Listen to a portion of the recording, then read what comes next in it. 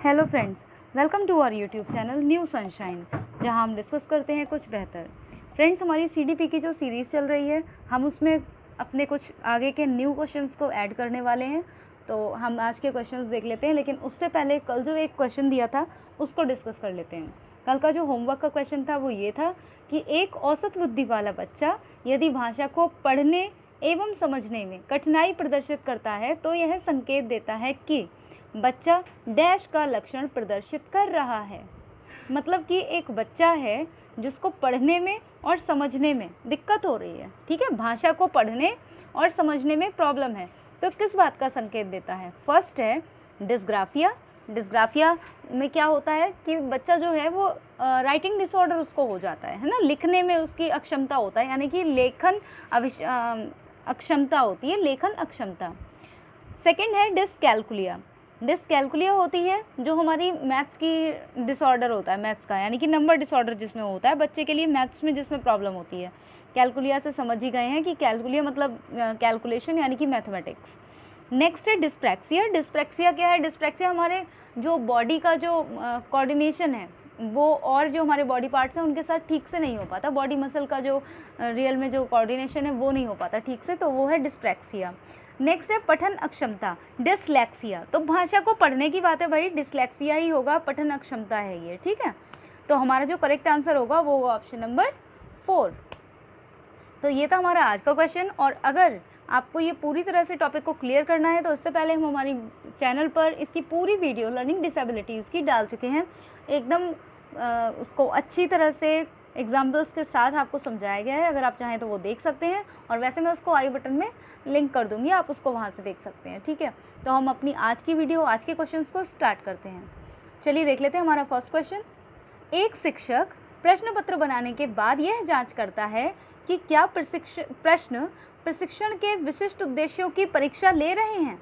वह मुख्य रूप से प्रश्न पत्र के या की किस बारे में चिंतित है। मतलब एक टीचर है, उसने एक क्वेश्चन पेपर बनाया, अब वो चेक करना चाहता है कि जो वो विशिष्ट उद्देश्य थे उस परीक्षण को करने के, क्या उसका प्रश्न पत्र उनकी पूरी तरह से मतलब पूरी तरह से उसके लिए वैलिड है, क्या वह पूरी तरह से उसके लिए ठीक है प्रश्न पत्र। तो इसके लिए किसके बारे में वो चिंतित है? फर्स्ट है वैधता, क्या वो वैधता को लेकर चिंतित है। प्रश्नों के प्रकार, संपूर्ण विषय वस्तु को शामिल करना और विश्वसनीयता। तो इसका जो करेक्ट आंसर होगा वो होगा संपूर्ण विषय वस्तु को शामिल करना। सेकंड है विवेचनात्मक शिक्षा शास्त्र का यह दृढ़ विश्वास है कि एक शिक्षक को हमेशा कक्षा के अनुदेशन का नेतृत्व करना चाहिए। मतलब कि जो शिक्षा शास्त्र है उसका दृढ़ विश्वास है, इनमें से कौन सा आंसर एकदम सटीक है कि विवेचनात्मक शिक्षा शास्त्र यह दृढ़ विश्वास करता है कि शिक्षक को हमेशा कक्षा के अनुदेशन का नेतृत्व करना चाहिए। रॉन्ग, हमेशा जो कक्षा का नेतृत्व है वो नहीं करना चाहिए, तो ये इसका ऑप्शन रॉन्ग हो जाएगा। सेकंड देख लेते हैं, शिक्षार्थियों को स्वतंत्र रूप से तर्कना नहीं करनी चाहिए। भाई बिल्कुल स्वतंत्र रूप से तर्कना करनी चाहिए, लॉजिक करना तो बच्चे का राइट है, वो तो भाई लॉजिक करेगा ही, क्योंकि छोटा बच्चा क्या होता है, जिज्ञासु होता है, तो उसको तो जाननी है हर चीज़, तर्कना तो करेगा। तो ये भी रॉन्ग हो गया। इस बच्चे स्कूल के बाहर से सीखते हैं, यह अप्रासंगिक है, यानी कि आप सब कुछ क्या बच्चे को क्लास के अंदर ही सिखा देंगे। बच्चा खेल के मैदान से बहुत कुछ सीखता है, परिवार से सीखता है, समाज से सीखता है, सोसाइटी से सीखता है, तो ये सब भाई प्रासंगिक है, अप्रासंगिक नहीं है।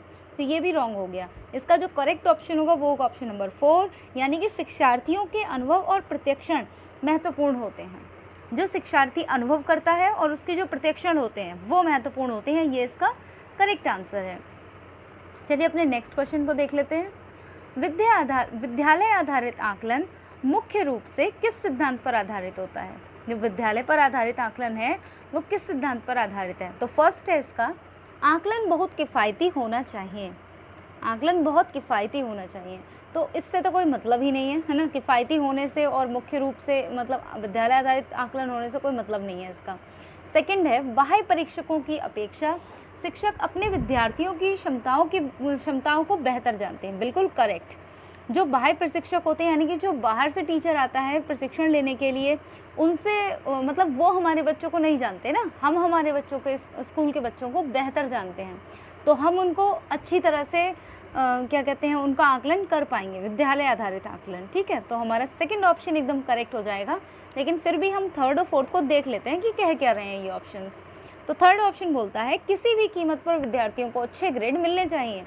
तो ये हमारा रॉन्ग हो गया। क्यों रॉन्ग हो गया? क्योंकि भाई देखिए, बच्चे ने जितनी मेहनत करी है उसे उसके अकॉर्डिंग जो ग्रेड्स हैं वो मिलने चाहिए। किसी भी कीमत पर ये शब्द गलत है ना। विद्यार्थियों को अच्छे ग्रेड मिलने चाहिए, ये तो हर स्कूल, हर क्लास, हर पेरेंट्स चाहते हैं, लेकिन किसी भी कीमत पर ये गलत है। अब विद्यालय बाह्य परीक्षा निकायों की अपेक्षा ज़्यादा सक्षम है, ये भी भाई गलत है। बाह्य परीक्षा निकायों की अपेक्षा ज़्यादा सक्षम कैसे हो जाएगा? ऐसा नहीं है कि सिर्फ इसलिए कराए जाते हैं। इसका जो करेक्ट ऑप्शन है वो है बाह्य परीक्षकों की अपेक्षा शिक्षक अपने शिक्षार्थियों की क्षमताओं के बारे में बेहतर जानते हैं। नेक्स्ट देख लेते हैं। शिक्षार्थी व्यक्तिगत विभिन्नता प्रदर्शित करते हैं। जो शिक्षार्थी होते हैं वो व्यक्तिगत विभिन्नता प्रदर्शित करते हैं, अतः शिक्षक को क्या करना चाहिए? ये है अधिगम की एक समान गति पर बल देना चाहिए। भाई ये बताइए, जब व्यक्तिगत विभिन्नता की बात हो रही है, जब व्यक्तिगत विभिन्नता है तो एक समान अधिगम की गति कैसे हो जाएगी? रॉन्ग हो गया ये। सेकंड है सीखने के विविध अनुभवों को उपलब्ध कराना चाहिए। बिल्कुल करेक्ट भाई। जब बच्चे व्यक्तिगत विभिन्नता वाले जब बच्चे हैं तो आप सीखने के भी तो अलग अलग अनुभव उपलब्ध कराइए, तो सेकंड वाला करेक्ट हो जाएगा। थर्ड है कठोर अनुशासन सुनिश्चित करना चाहिए। अब यहाँ पर बच्चों की बात है भाई, अनुशासन क्यों सुनिश्चित करेंगे? वो भी केवल व्यक्तिगत विभिन्नता के लिए, ये भी रॉन्ग हो गया। परीक्षाओं की संख्या बढ़ा दीजिए। परीक्षाओं की संख्या बढ़ाने से क्या हमारे व्यक्तिगत विभिन्नता, मतलब जो बच्चे हैं, क्या हम उनको अच्छी तरह से हम एनालाइज कर पाएंगे? तो ये भी हमारा रॉन्ग है। जो करेक्ट ऑप्शन है वो है हमारा सीखने के विविध अनुभवों को उपलब्ध कराना चाहिए। नेक्स्ट देख लेते हैं। वाइगॉत्स्की बच्चों के सीखने में निम्नलिखित में से किस कारक की महत्वपूर्ण भूमिका पर बल देते हैं? तो वाइगॉत्स्की हमने इससे पहले थ्योरी पढ़ रखी है, और वाइगॉत्स्की की थ्योरी क्या थी एक बार मैं आपको जनरली ऐसे बता देती हूँ।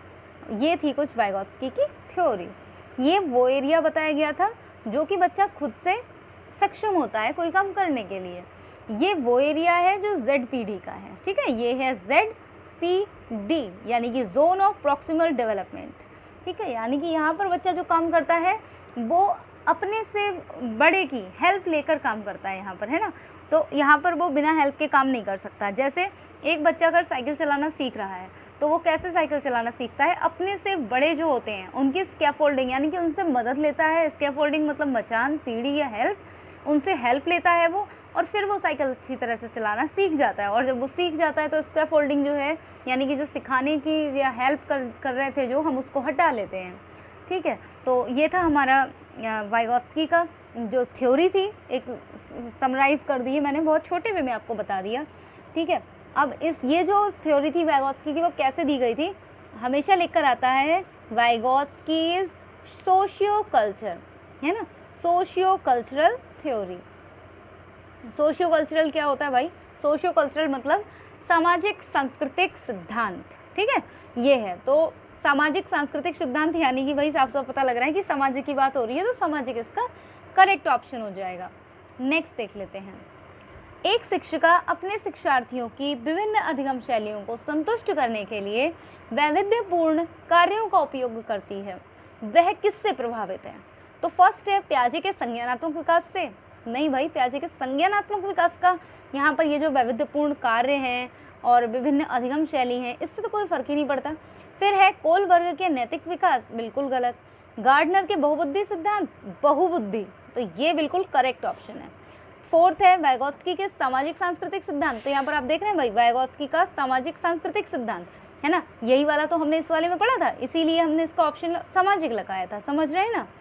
तो इस क्वेश्चन के लिए हमारा जो करेक्ट ऑप्शन होगा वो होगा ऑप्शन नंबर 3, गार्डनर के बहुबुद्धि सिद्धांत से प्रभावित है वो, इसीलिए वो क्या कर रही है?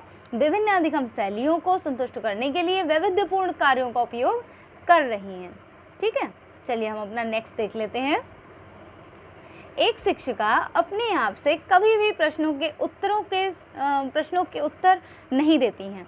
वह अपने विद्यार्थियों को उत्तर देने के लिए समूह चर्चाएं और सहयोगात्मक अधिगम अपनाने के लिए प्रोत्साहित करती हैं। यह उपागम डैश के सिद्धांत पर आधारित है।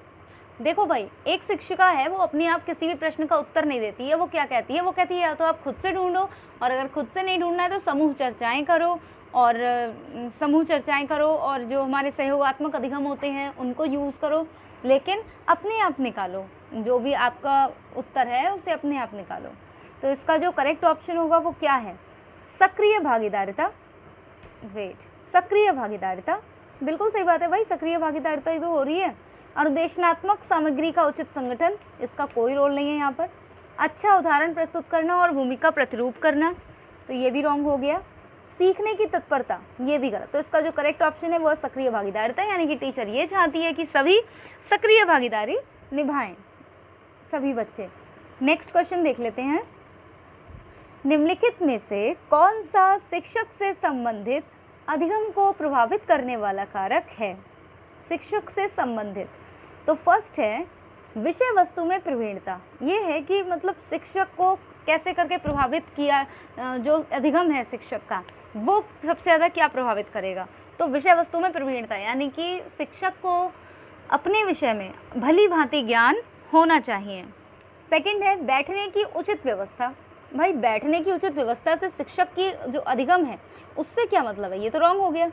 शिक्षण अधिगम में संसाधनों की उपलब्धता, ये भी गलत। विषय वस्तु या अधिगम अनुभवों की प्रकृति, ये भी गलत। तो भाई एक बात बताइए, जब तक टीचर के पास अपने विषय में प्रवीणता नहीं होगी, इन तीनों का कोई रोल नहीं है।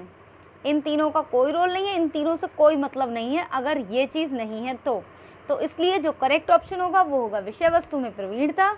और फ्रेंड्स, तो इसी के साथ हम अपना जो आज का सेशन है वो यहीं तक रखते हैं। और due to some internet problem ये वीडियो मैंने दूसरी बार में शूट कर रही हूँ। इससे पहले भी मैंने शूट किया था, लेकिन वो उसमें वॉइस नहीं गई थी, वो ऐसे ही चला गया था। आई डोंट नो कि ये सब क्यों हुआ है। तो मैं ये दोबारा से शूट कर रही हूँ और इंटरनेट प्रॉब्लम की वजह से पहले जा भी नहीं रहा था, तो अभी मैं इसको फिर से शूट कर रही हूँ, इसीलिए ये लेट हो गया है वीडियो। ओके, तो आप इस चीज़ को थोड़ा सा एडजस्ट करेंगे। और इसको अगर आप चैनल पर नए हैं तो चैनल को सब्सक्राइब कर लीजिए और बेल आइकन को भी प्रेस कर लीजिए। और वीडियो को ज़्यादा से ज़्यादा लाइक एंड शेयर कीजिए। आपके जितने भी टेट और सीटेट के पार्टिसिपेंट हैं, जितने भी एस्पिरेंट हैं, वो सभी लोग इस चैनल को ज़रूर से ज़रूर सब्सक्राइब करें, क्योंकि हम यहाँ पर सीखते हैं कुछ बेहतर।